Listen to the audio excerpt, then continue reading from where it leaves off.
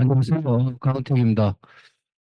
어, 이번에 또 EA가 이런 좋은 기회를 주셔서 선거 연구를 할 수 있게 돼서 대단히 감사하다는 말씀 먼저 드립니다. 이게 비용이 드는 프로젝트이기 때문에 사실은 의지가 없으면 계속 진행되기 어려운 작업입니다. 그래서 흔쾌히 지원해 주신 우리 손열 원장님께 이제 먼저 감사 말씀드리고요.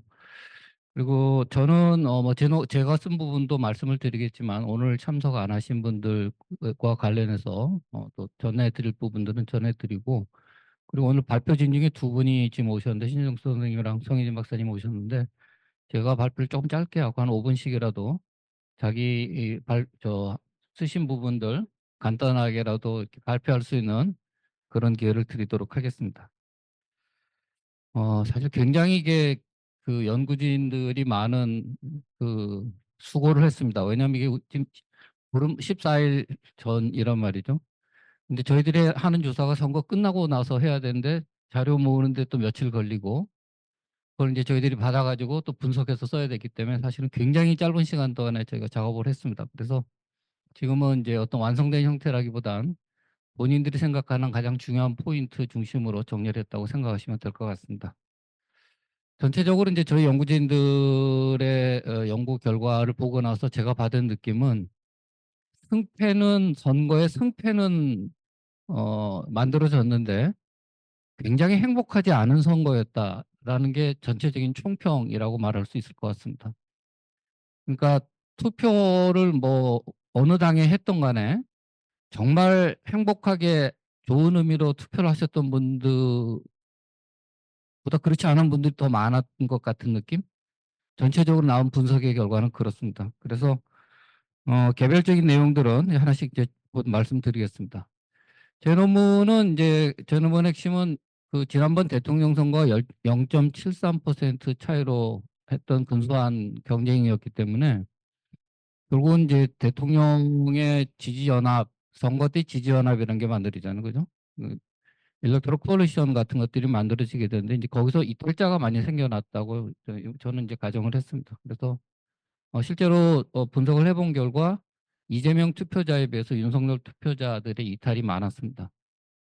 민주당을 지지하거나 또 다른 정당으로 가는 경우도 있었고, 또 여기 다른 선생님 분석에 의하면 그러니까 불참자도 윤석열 투표자 중에 더 많았습니다. 한 10% 정도 더 높게 나왔습니다. 그러니까 윤석열 정부가 이번에 그, 뭔가 그, 그 이전에 2년 전에 투표했던 분들에게 좋은 이미지거나 희망을 주지 못했다고 볼 수가 있습니다. 그래서 실제로 보시면 전체적으로 이제 뭐 우리가 물어봤던 것 중에 하나가 윤석열 정부에 힘을 실어줘야 된다. 이번 선거의 의미가 뭐냐?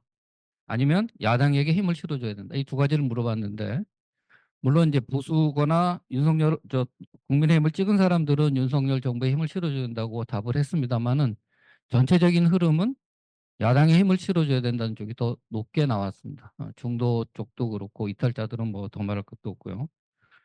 그리고 이 투표 결정 시기가 사실은 이제 좀 중요한데요. 왜냐하면 오래전부터 나 어느 당 찍겠다고 생각했으면 굉장히 강한 연대가 만들어져 있거나 만족감이 있는 상황이고, 이탈자가 많아 뭐 선거일이 다가와서 마음을 정하게 되면 이제 사실은 이렇게 그 연대가 그렇게 강하다고 보기 어려운 거죠. 만족스럽지 못한 선택을 할 가능성도 있습니다. 실제로 보면 이제 이탈한 사람들의 경우에는 거의 한 일주일 전 정도까지 따지면 한 60% 정도 됩니다. 그러니까 윤석열 지지자 중에 이탈한 사람은 거의 한 60% 이상이 선거일 일주일 전까지 어떻게 될지 모르겠다고 이제 망설였던 거죠. 그러니까 사실은 뭐 이번에 민주당이 크게 이기긴 했습니다만은 민주당이 아주 만족스러워서 투표한 것 같지는 않습니다. 전체적으로 나왔던 결과를 보면. 그래서 오히려 그 민주당이 끌어당기는 힘, 어떤 풀 팩터가 있다면 그 풀 팩터의 힘보다는 국민의힘이나 윤석열 대통령이 밀어내는, 그래서 바깥으로 나가게 하는 푸시 팩터의 영향이 훨씬 더 컸던 선거다. 이렇게 말씀을 드릴 수 있을 것 같고요. 이슈는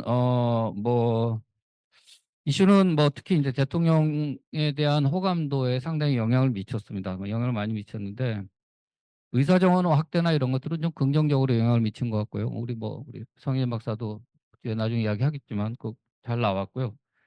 근데 그 보면 모든 게 다 오히려 뜻밖이었던 건 이제 윤석열 한동훈 갈등 이거는 별로 크게 영향을 안 미쳤는데 그 선거 기간 중에 있었던 이종섭 황상무 그 논란은 영향을 미쳤고요, 부정적으로.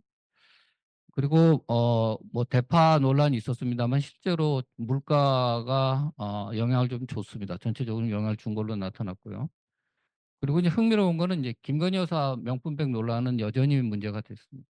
그게 지지층을 제외하고는 아주 민주당 지지자가 아니라고 하더라도 중간 정도에 있는 사람들에게도 부정적인 효과를 준 걸로 그렇게 나타났습니다. 그래서 전체적으로 보면 뭐 그 지금 이번 선거를 제 연구의 결과 보면 그냥 말 그대로 윤석열 선거였던 것 같습니다. 이게 흥미로운 게 되게 이제 중간 평가이긴 하거든요. 임기 2년 차에 있었기 때문에 중간 평가가 맞는데 이렇게 내용 없이 특정인의 대통령을 놓고 중간 평가가 있는 거는 처음인 것 같다는 생각이 듭니다. 되게 어떤 핵심적인 정책적 실패가 있거나 정책의 방향을 두고 논란이 있거나 뭐 그런 형태의 것들인데 이거는 이제 대통령의 국정 운영 스타일과 관련되어 있는 혹은 대통령 리더십과 관련되어 있는 것이 이번 총선에 굉장히 중요한 평가의 대상이 됐다고 보여집니다. 그러니까 떠난 분들은 그냥 묻지마 심판을 하신 거죠. 그래서 따지지도 않고 그 결과와 무관하게 일단 싫다라고 하는 정서적인 부분들이 이번에 굉장히 강하게 그렇게 작동을 했던 것 같습니다. 그래서 이제 단기적인 이슈, 그러니까 그런 그 선거 연대가 깨졌기 때문에 단기적인 이슈가 선거에 영향을 미쳤고, 그게 특히 이제 근소한 차이로 승패가 나뉘었던 이 수도권에서는 상당 정도로 당락에 영향을 미친 것으로 나타났습니다. 나중에 뭐 우리 성 박사님 말씀하시겠지만 대통령 국정 운영 평가가 한 30% 정도 영향을 미칠 수 있는 걸로 나타났기 때문에 상당히 큰 이런 근접한 부분에서는 상당히 큰 차이를 나타냈습니다. 그래서 전체적으로 보면 제가 우울한 선거다라고 이야기했던 게 여기 128페이지 한번 펴 주시면 유성민 교수가 했던 것들인데요. 유성민 교수가 했던 게 세 번째 줄부터 읽겠습니다. 그러니까 윤석열 투표자 중에 총선 기권자는 국민의힘에 대해 혹은 윤석열 정부에 대해 느끼는 희망과 기대가 굉장히 낮았다는 거죠. 음, 그러니까 국민의힘을 위해서 혹은 국민의힘의 미래를 위해서 총선에서 투표할 동의인이 없었던 거죠. 그래서 기권해 왔던 거는 대통령에 대한 부정적 평가도 아니고 차라리 부정적 평가는 애정이라도 깔려 있는 건데 부정적 평가도 아니고 상대 정당에 대한 분노도 아니고 그냥 뭐 기대, 희망 이런 것을 갖지 못했다라고 하는 거죠. 그러니까 이 기권이라는 비참여 그런 거죠. 그래서 국민의힘의 선거 캠페인은 이들의 이러한 미래를 향한 복잡하고 예민한 감정을 헤아리지 못했다. 이게 국민의힘 지지자들 이야기입니다. 그러니까 이제 전혀 희망을 갖지 못했기 때문에 투표장에 나갈 유인을 찾지 못했던 거고요. 제 연구에서 이제 그 사람들의 일부가 민주당이나 다른 정당 지지로 간 것으로 보입니다. 물론 이제 민주당에서도 이제 비례대표나 이런 데서는 이제 조국당이라든지 여러 군데로 많이 갔습니다만은 특히 그 아까 말씀드린 대로 대통령 요인이 굉장히 중요했던 선거였기 때문에 그런 부분에 영향이 있었다고 생각이 됩니다. 그리고 이제 또 하나 제가 드리고 싶은 이야기는 이제 20대의 이야기인데요. 이거는 91페이지 아닌가? 31페이지.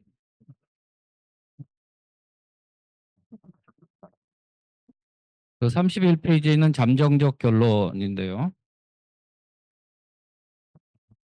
그 충북대학교는 구본산 교수가 정리한 내용인데요. 그 결론을 읽으면 될 것 같습니다. 이게 굉장히 중요한 요인인 것 같은데요. 20대 이하 유권자들은 현대 정당이나 정치인에 대해서 대체로 부정적이다는 거죠. 그리고 강하게 비호감을 느끼는 정당과 정치인이 있는데 이게 특히 이제 젊은 여성들에게서 발견이 되고 있다. 그리고 대통령을 비롯한 남성 정치인에 대한 강한 비호감, 보수 정당에 대한 부정적 감정은 20대 여성 전반에 확산된 것 같고 따라서 이게 더불어민주당에 대한 지지로 전환이 됐다는 거죠. 근데 이거는 뭐 20대 대선, 그러니까 지난 2년 전에 있었던 것과 상당한 정도의 일관성을 갖고 있는데 이게 좋아서는 아니라는 거죠. 적극적인 형태의 것, 다시 말해 이들이 감정적으로 더불어민주당을 적극적으로 수용하거나 혐오하는, 수용한다기보다는 혐오하는 정치인과 정당에 대한 대안으로 이제 민주당을 이제 받아들이는 걸로 나타났고요. 그리고 조국혁신당은 이들에게는 이제 대안이 되지는 않았습니다.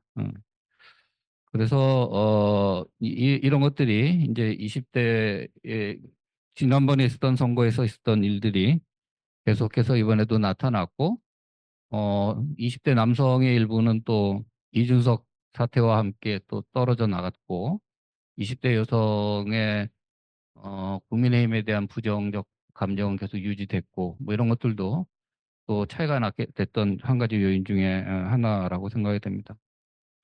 그다음에 이제 국민의힘 관련된 이야기를 하나만 좀 하고 싶은데요. 54쪽 한번 보시면요.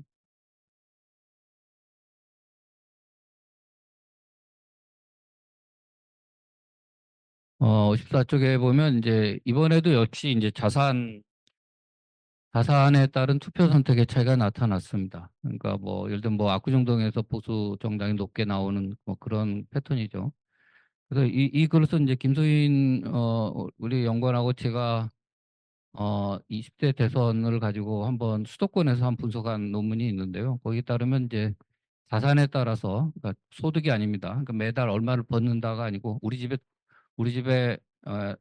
재산이 얼마다는 거죠. 그게 뭐 주로 이제 아파트가 좀 크게 작용을 하겠습니다. 집값이. 하여튼 그걸로 조사를 해본 결과는 수도권에서 이미 대통령 선거 때 자산에 따른 투표 성향의 차이가 확인이 됐습니다. 그게 지금도 이제 나타나고 있다는 거죠. 그럼 이제 그게 갖는 의미는 뭐냐? 그럼 제가 볼 땐 이거는 국민의힘에게는 상당한 위기 징후라고 생각이 됩니다. 그러니까 부자 정당이 된 거죠. 부자 정당이 됐기 때문에 지금 국민의힘이나 윤석열 정부가 그와 관련된 부분에 갖고 있는 보수의 부정적 이미지를 에서 벗어나지 않는 한 다음에도 결국은 이제 뭐 비슷한 일을 겪을 수밖에 없는 거죠. 왜냐하면 사회적으로 점점 더 양극화, 경제적 양극화는 커지고 가지고 있는 사람의 비율이라는 거는 전체 사회에서 그렇게 클 수가 없는 거죠. 그래서 이런 자산 형태의 것들이 점점 투표와 관련된 부분에서 두드러지게 나타나면 나타날수록 사실은 이제 그런 보수 정당으로서는 더욱더 큰 어려움을 겪게 될 것으로 보입니다. 이게 이제 저는 상당한 정도 이게 워닝 사인이 이번에 나타났다 이렇게 봐야 될 것 같습니다. 그리고 이제 마지막으로 제 발표를 마치기 전에 제 논문의 맨 마지막에 제가 포함을 했는데요. 19페이지입니다. 19페이지, 20페이지인데요. 이번에 뭐 사실 지금 이번 우리나라 정치에서 선거 제도를 결정하는 방식에도 사실 문제가 있습니다. 이게 참 지난번 민주당이 지금과 같은 이른바 준연동형 비례대표제를 도입한 것도 날치기였고 이번에도 사실상 야당 단독처럼 이렇게 처리가 됐습니다. 이게 경기 규칙이란 말이죠.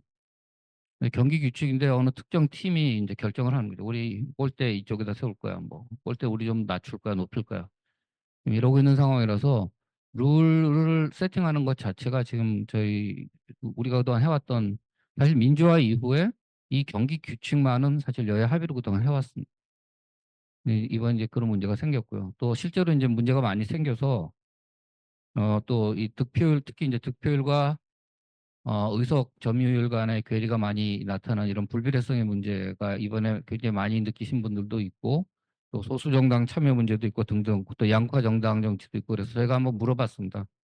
물어봤더니 전체의 73.2%가 선거제도 바꿔야 된다고 생각을 하고 있습니다. 그러니까 지금 제가 기억하기로는 저희들이 조사했던 것 중에는 지금 가장 높은 비율입니다. 그러니까 상당한 정도로 이 사안에 대한 국민적 공감대는 이제 만들어졌다라는 생각이 들고요. 그게 뭐 정당과 무관하게, 지지정당과 무관하게, 뭐 66번, 예를 들면 뭐 어, 더불어민주당 같은 경우도 이번에 뭐 66분의 3분의 2 정도가 여기 참여를 했기 때문에 상당히 높은 정도입니다. 그리고 제도 개정이 필요한 이유도 뭐 양극화된 정당 정치 이거 지금 이대로 둬서는 안 된다라는 생각을 하시는 분들이 많아서 지금 이제 또 앞으로 다가오게 될 또 올 말부터 보여주게 될 또 이 또 격한 싸움에 대한 또 걱정이 많이 될 것 같고요. 그다음에 이제 사회 경제적 대표성 강화를 해야 되고 그다음에 득표율과 의석률의 차이를 극복해야 된다는 것도 생각보다 높게 나왔습니다. 그래서 이번 총선을 계기로 선거제도 개정과 관련된 부분에 대해서도 좀 사회적 논의를 이제 활발하게 해야 될 때가 되지 않았나 이런 생각이 듭니다.